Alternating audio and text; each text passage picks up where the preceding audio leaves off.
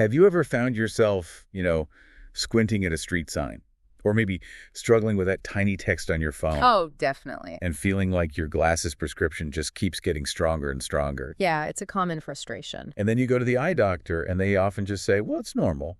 Vision changes with age. Right, that's the standard line. But what if? Yeah. What if that's not the whole picture? Exactly. What if our vision isn't just, like, fated to decline?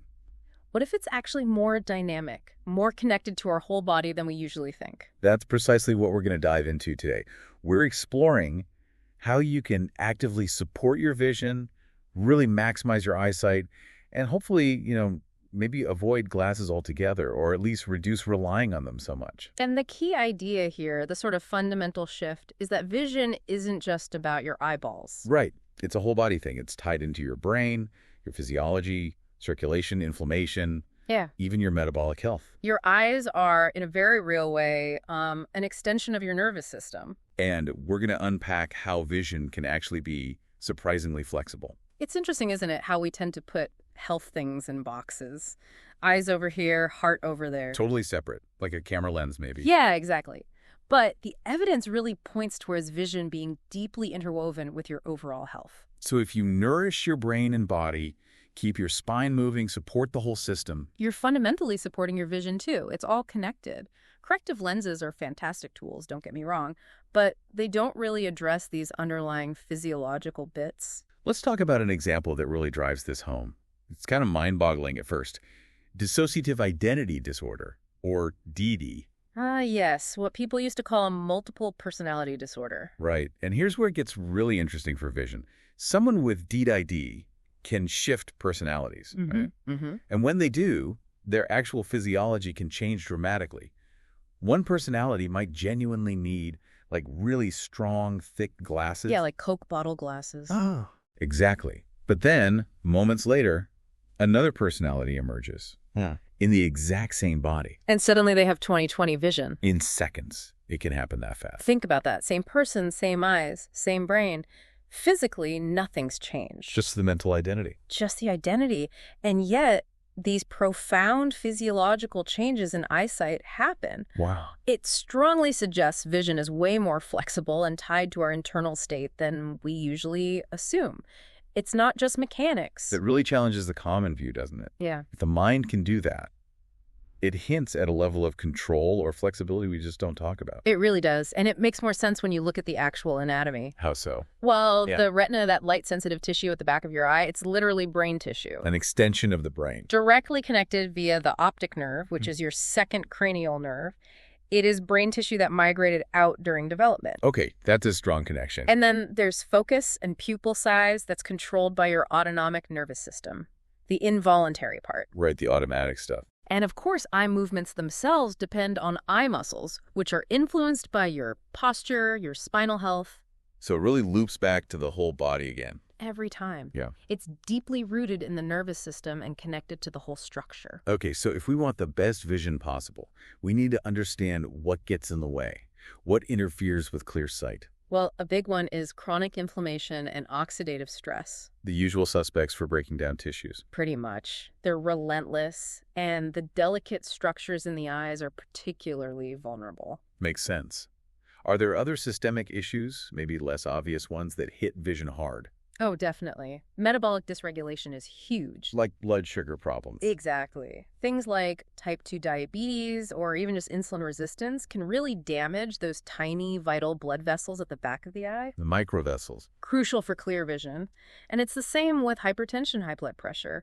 It also damages those delicate vessels, restricting blood flow. Okay. And stress. We hear about stress affecting everything. How does it specifically impact vision? That's a great question. It's quite direct, actually. Chronic stress means high cortisol, maybe being stuck in that sympathetic dominance, always a bit on edge, fight or flight. Yeah, feeling wired.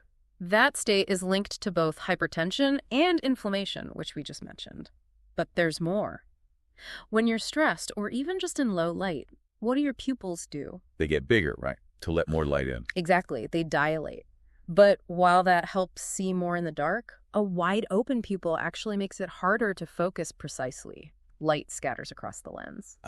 So that's why it's harder to read small print when you're stressed or tired or the light's dim. Precisely. It makes sharp focus difficult. And then you've got other factors, too, like mitochondrial dysfunction. Your cell's energy factory is not working right. Too much blue light from screens is a big one these days. Smoking, definitely. And even just poor posture. Posture, again, it really comes up a lot. It impacts the nerve signals and blood flow to your head and eyes. It all adds up. That's quite a list. So for you listening, maybe take a second and think. Could any of these be playing a role for you? It's worth considering. Okay, so we know what can sabotage clear vision. The natural next step is what fuels it, what helps. Let's talk about the essential building blocks. Right. While general health is key, like we've said, there are specific nutrients that are really vital for the eyes. Because vision needs good oxygen and blood flow. Exactly, to all those tissues and tiny vessels. And the eye muscles themselves need support, they need training, activation. It's a real use it or lose it situation. So let's get specific. What are the nutritional MVPs for eyes? Well, think of your eyes as these incredibly active metabolic centers, constantly processing light, sending signals. They have really high demands. Makes sense. So the real VIPs, we're talking lutein, zeaxanthin, vitamin A, omega-3 fatty acids, and zinc. Okay, where do we find those? Like lutein and zeaxanthin? Think colorful, egg yolks are great, leafy greens like spinach, kale, bell peppers too. They're packed with lutein and zeaxanthin and also vitamin C. And what do those do? They're powerful antioxidants that protect the macula, that's the super receptor-dense spot at the back of your eye for sharp central vision. And they actually help filter out some of that damaging blue light. Like internal sunglasses. Sort of, yeah. And for those crucial omega-3s... Fish oil. Fatty fish, specifically. Wild-caught salmon, sardines, mackerel. Fantastic sources of EPA and DHA. And why are DHA and EPA so important? Well, get this. DHA makes up something like 50 to 60% of the actual mass of your retina. Wow, half the retina is made of this stuff. Pretty much. So you absolutely need it for retinal health. It also helps control inflammation, not just in the eye, but systemically. And it's great for preventing dry eyes. Okay, fatty fish. What about fruits? Any standouts? Yes. Blueberries and blackcurrants, they're loaded with anthocyanins. Anthocyanins. They're compounds that strengthen the tiny capillaries, those microvessels we keep mentioning, improve circulation, and they can even give your night vision a bit of a boost. Night vision boost from blueberries. Yeah. Cool. What about vitamin A carrots? Carrots have beta-carotene, which your body can convert to vitamin A, but for the real powerhouse, preformed vitamin A, you can't beat beef liver or cod liver oil. Liver. Okay. Good to know. They provide it in large amounts, ready to go, supporting both the cornea and the retina. And the last one you mentioned was zinc. Right. Pumpkin seeds are excellent, so is lamb. Zinc is critical because vitamin A needs it to actually work properly, especially for converting light into nerve signals. It also helps with night vision. So putting it all together, these foods give our eyes the raw materials and the energy they need to function well. Exactly. The building blocks and the fuel for healthy eye cells and tissues. Okay, fuel tank is full. Now let's get active. Let's talk about exercises for the eyes and brain. Not just passive stuff, but actually strengthening the visual system. Yes, activating your vision. Yeah. These exercises help improve precision, endurance, and fight off that vision fatigue that can actually worsen sight over time. Sounds good. What's the first one? It's called palming and deep breathing. Simple but effective. You just rub your palms together briskly to get them warm. Okay, creating some heat. Then you gently cup your warm palms over your closed eyes. No pressure on the eyeballs themselves, just creating a seal of warmth and darkness. And the breathing part. While you're palming, take slow, deliberate, deep breaths. In through the nose, out through the mouth or nose. What's the benefit here? Darkness, warmth, breathing. The darkness cuts off visual input, letting the eyes deeply relax. The warmth increases circulation, and the deep breathing activates your parasympathetic nervous system. The rest and digest system. Exactly. That calm state is crucial for relaxing eye strain and allowing for better focus naturally. Makes sense. Okay, exercise number 2. Something we probably all need more of. Blinking and squeezing. We just don't blink enough when staring at screens. Guilty as charged. So the practice is consciously blink, maybe 10 times, roughly every hour. Just a little reminder. Okay, easy enough. And the squeezing part. After the blinks, close your eyes for maybe 2 seconds and give them a gentle squeeze. Not hard, just a gentle clench. What does that gentle squeeze do neurologically? Well, blinking itself spreads moisture, cleans the eye surface. But that gentle squeeze, it activates something called the oculocardiac reflex. Oculocardiac eye-heart connection. Basically, yes. It links eye pressure to heart rate, and importantly, it stimulates that parasympathetic calm system again. Ah, so more calming. More calming, which directly helps focusing ability. It increases the convexity, the curve or thickness of your lens slightly, and it reduces pupil size just a touch. Smaller pupil means sharper focus, like we talked about with stress, making it bigger and fuzzier. Exactly. A smaller aperture sharpens the image. You might even notice things seem a bit clearer right after you do it. Consistent practice strengthens this response. It reinforces why vision is often better when you're rested and relaxed. That link is really clear now. Okay, so we've done relaxing and basic lubrication. What about actively working the eye muscles? Right. Slow eye movements. This is key. Keep your head perfectly still. Just the eyes move. Only the eyes. And move them slowly. Up as far as comfortable, then down. Left, then right. Then diagonally, top left to bottom right, top right to bottom left. And finally, slow circles, clockwise and counterclockwise. Why the emphasis on slowly? I feel like I'd want to whip them around. Resisting that urge is the whole point. Slow, controlled movements build precision and strength in both the eye muscles and, crucially, the brain regions controlling them. It improves what we call oculomotor control and boosts blood flow specifically to those areas. And you mentioned the brain connection is metabolically demanding. Incredibly demanding. Remember, the brain uses about 20% of your body's energy despite being tiny. And the brain maps the homunculus show huge areas dedicated to eyes, bigger even than for your legs. Wow. So when you do these slow voluntary movements, it activates those big brain areas. And because things are wired so closely together up there, this voluntary activation actually spills over and helps stimulate the involuntary focusing mechanisms too. So moving your eyes intentionally helps the automatic focus system. It nudges it, yes. Because of that neural proximity and shared blood flow in the brain regions involved, it's a fascinating connection. That is profound. Okay, what's next for visual workouts? The near-far focusing drill. This is a classic. Hold your thumb, or maybe a pen, about 10 inches from your face. Okay, fairly close. Focus clearly on it for a few seconds, really get it sharp. Then immediately shift your gaze to something far away, at least 20 feet, or ideally the horizon if you can see it. And focus clearly on the distant object. Yes, focus clearly there for a few seconds. Then back to your thumb, back to the distance. Keep shifting back and forth. How long should we do this? Aim for maybe 2 to 3 minutes. What's this strengthening? This directly works the ciliary muscle, the tiny muscle inside your eye that changes the shape of your lens, and it improves the lens's elasticity. Ah, so looking near contracts the muscle, thickens the lens. Right. And looking far relaxes the muscle, flattening the lens.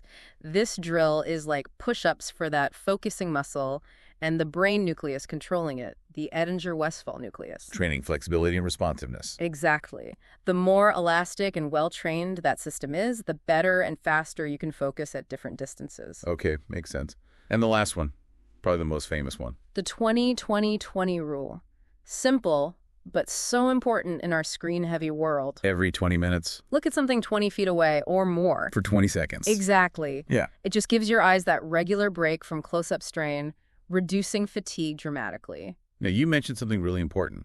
Less is more with these exercises. Why is that? It feels counterintuitive. It does, because we're used to muscle training where you feel the burn push through it, but the brain is different. How so? Your leg muscles scream when they're tired. The brain doesn't really send that same clear stop now signal when its intricate neural networks are getting overloaded. And these eye exercises involving fine motor control and sensory processing are hard work for the brain. So pushing too hard could backfire. Absolutely. You can over-fatigue those neural pathways. It can actually make vision temporarily blurry or cause discomfort, maybe even dizziness or a shaky feeling. That's your sign you've done too much. So how should people start? Very slowly. Seriously, just 3 or 4 repetitions of each movement type per session. Keep the whole session super short, maybe just 1 or 2 minutes total to begin with. Frequent short bursts are better than long, exhausting sessions. Much better for the brain. High-quality activation done often is the key. Gradually increase reps or duration as it feels comfortable, but never push into strain. Okay, that's crucial advice. So if people stick with this, practice consistently, what results can they realistically expect? For most people, the majority will definitely notice improvements. Less eye fatigue, sharper focus, maybe finding close work easier. These changes can happen relatively quickly for many. And what about people with more significant issues, like early myopia or maybe some damage. Even in those more challenging cases, these exercises still offer real benefits. They can help preserve the vision you have, slow down further decline, maybe prevent things from getting worse as quickly. So it's about cumulative positive impact, building resilience, not necessarily a magic cure for everything overnight. Exactly. It's about supporting the system you have and optimizing its function over the long haul. Right. This brings us back to the whole body idea. We've done nutrients, stress, direct eye work. But what about posture? Specifically the neck and upper back. How does that fit in? It fits in perfectly, reinforces the whole concepts. The health and mobility of your neck and upper back are surprisingly important for vision. Chronic tension, stiffness, poor alignment there. It can mess with the nerve signals and blood flow going up to your head and eyes. So we need some neck and upper back mobilizations. Oh, wait. What kind of movements are we talking about? Start with head rotations. Slowly turn your head as far as you comfortably can side to side. But here's the trick. Yes. Keep your eyes looking straight ahead while your head turns. Ooh, that sounds tricky. Head turns, eyes stay forward. It's incredibly complex for your brain. It forces your neck's position sense, proprioception, to integrate with your eye muscles' stabilizing reflexes. It's a powerful neurological exercise. Wow, okay, what else? Simple lateral flexion, gently tilting your ear towards your shoulder on each side. Don't shrug, just tilt the head. And forward and backward flexion, gently tucking your chin, then looking up towards the ceiling. Gentle ranges of motion. Always gentle. You can also combine them. Tilt to the side, then gently flex forward. Chin towards chest from the side. Then back to center. Repeat other side. Okay. Anything else? Simple shoulder rolls up, back, and down. Focus on smooth movement. And for the upper back, maybe some upper back extension. Lean back over a foam roller if you have one. Or even just the back of a sturdy chair, letting your chest open up. And the overall benefit of these neck and upper back moves for vision. They reduce muscle tension, sure, but more importantly, they stimulate nerve activity, improve muscle activation patterns, and boost blood flow through that whole critical corridor: neck, brainstem, eyes. It all helps create a better environment for clear vision. It really is all connected. It absolutely is. So there we have it. A deep dive exploring how vision is so much more than just eyeballs. It's this dynamic, whole-body system. Influenced by your food, your stress, how you move, and these specific exercises for your eyes and brain. We really hope this encourages you, the listener, to start this journey of actively supporting your own vision. And please remember, consistency is everything. Don't expect miracles after one session or even 1 week. Right, it's not like eating one carrot and suddenly seeing perfectly. Exactly. Give it time. Be patient. Aim for maybe a month or two of consistent, gentle practice before you really start looking for significant, lasting changes. It's about that cumulative effect. And as you start doing these things, you might discover something really empowering. Which is? That by understanding and working with your body's amazing interconnected systems, you gain a surprising amount of control over your health. Not just your vision, but your overall well-being. It really is about mastering your own health, unlocking potential you might not have realized you had.